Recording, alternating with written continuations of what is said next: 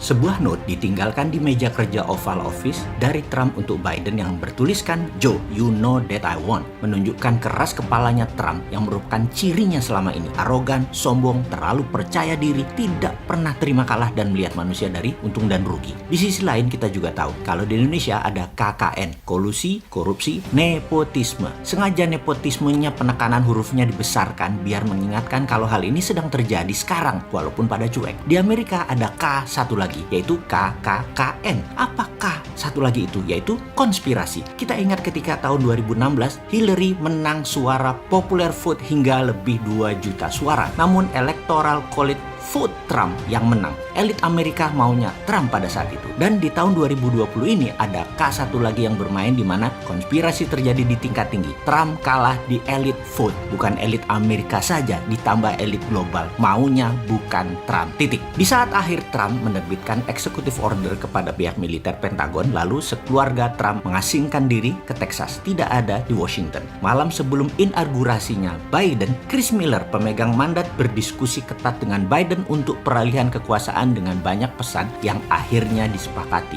Maka dilantiklah Biden dengan damai. Ada beberapa persyaratan militer dengan Super Semar Insurrection Act-nya sebagai bahan negosiasi yang disetujui, yaitu anggaran militer 4 tahun ke depan $3 triliun atau 3.000 billion dolar. Tetap perang dengan Tiongkok dalam superpower competition. Trump tidak ada tuntutan hukum dan pengembalian semua bisnis Trump yang dijegal banyak pemerintah daerah. Semua akhirnya ketemu komprominya dan tidak ada dar-der-dor. Lalu kita tahu Partai Demokrat yang pro-aborsi, pro-LGBT, pro-transgender, pro-imigran membongkar semua proteksi Trump yang anti-imigrasi, anti-minoritas nakal, anti-Tiongkok, anti-LGBT, dan sangat white supremacy menjadi multicolor. Sekarang Amerika kembali ke masa bebas, sangat berwarna, seperti masa hippies, hang loose, semua ini seru memang bernegara mereka itu. Amerika punya 2 sistem gaya pemerintahan namun tetap satu tujuan, world domination. Demokrat lebih mirip sosialis, Republikan mirip kapitalis, namun tetap liberal. Sosialisnya bebas liberal, kapitalisnya liberal. Lambang patungnya saja sudah liberty.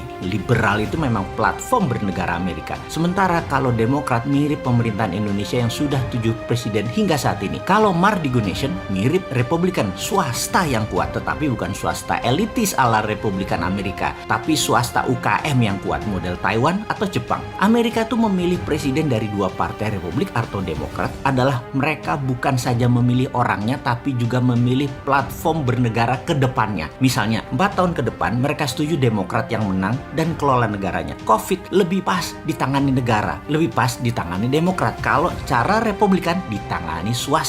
Perang dagang dengan Tiongkok 4 tahun menguntungkan Amerika 4 tahun yang lalu dengan strateginya Trump. Kalau dulu Hillary yang menang, perang sama Tiongkok 4 tahun kemudian Amerika saat ini rata tanah. Sudah dicaplok Amerika sama Tiongkok dan globalis. Dengan adanya Trump ganjel 4 tahun, nasionalisme Amerika naik. Tetapi tetap perang lawan Rusia dan Tiongkok untuk common enemy mereka. Dan ini military industrial complex-nya bisa jalan seperti kompromi dengan Chris Miller, wakil Pentagon kemarin. Urusan luar negeri CIA bukan Pentagon. Ini lain lagi strateginya. Siapa saja presidennya, operasi CIA lebih jalan di luar negeri kalau Demokrat berkuasa. Demokrat selalu pakai CIA alias perang shadow. Kalau Republik perangnya bedil-bedilan. Mau zaman FDR, Lincoln, Bush, Reagan, bedil yang keluarnya. Tapi penyebab perangnya semua partai Demokrat. Jadi Republikan negaranya pasti jadi kaya karena ekonominya tumbuh. Demokrat buang-buang uang yang dibuat partai Republik. Itu biasa, itu sejarah lama Amerika. Namun ada juga di zaman Demokrat ekonominya membaik, yaitu zaman Clinton. Bikin uangnya bagus. Zaman Obama belangsak Demokrat. Namun zaman Clinton, ASEAN Indonesia disikat hitman sampai lepas Timur